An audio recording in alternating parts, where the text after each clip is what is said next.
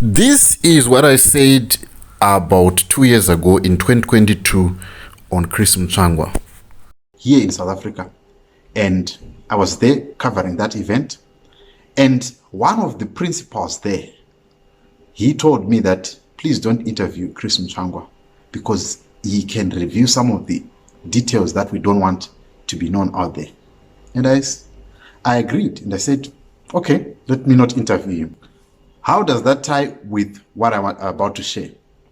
What I'm about to share is that Chris Mutsvangwa has some way of selling off the party because of his emotions.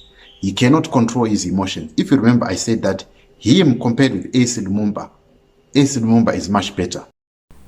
Well, this is what I said about a year ago, which is in 2022. And I was saying that ZANU-PF needs someone who is younger.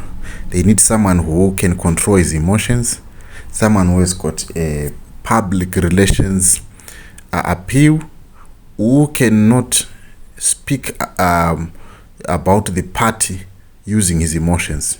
You have seen even just after the 2023 elections how Chris Mutsvangwa was responding to the media, even at Newsroom Africa. He was really not putting the party in good light. I'm not a supporter of ZANU-PF, but I can tell you that when I would interview Kennedy Mandaza on any of the things that pertain the party, he never used his emotions. He would be calm and collected, whether you like what he is saying, but his calmness and the ability to articulate his points in a way that does not put the party into disrepute or that does not paint the party in bad light, to me, that was commendable. I am actually friends with Mr. Mandaza. I know him personally, and I love the way how he calms himself down and put emotions aside, try to put his points, whether you agree with his points or not. This is what we are seeing. And there is a tweet here by Gift Mtasa, the Secretary General of ZCTU, and he is saying here, look, Chris Mutsvangwa looked dejected and he was about to leave, going out, whether that is true or not, but I'm just saying that it shows the other side of Chris Mutsvangwa, that he sometimes is overcome by emotions. You remember there was a debate that he had with Tendai Biti, and he could not hold a debate. How many debates that Chris Mutsvangwa has walked away?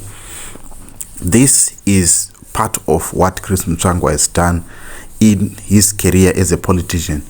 Yes, he has a lot of information in terms of how to put it across, or he has participated in a lot of things. Don't falter his CV, but in terms of putting across his points,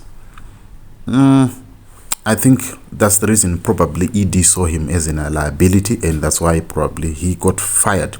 But what do you make of Chris Mutsvangwa's firing, and what do you make of this situation that he finds himself in?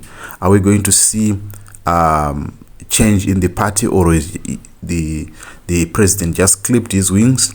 Or maybe what Rusty McCam said, that he is about to be promoted to another position. Tell me what you think about this, but we can see a lot of rumor that is going on that Chris Mutsvangwa did something that angered the principal, which is Idi Mnangagwa.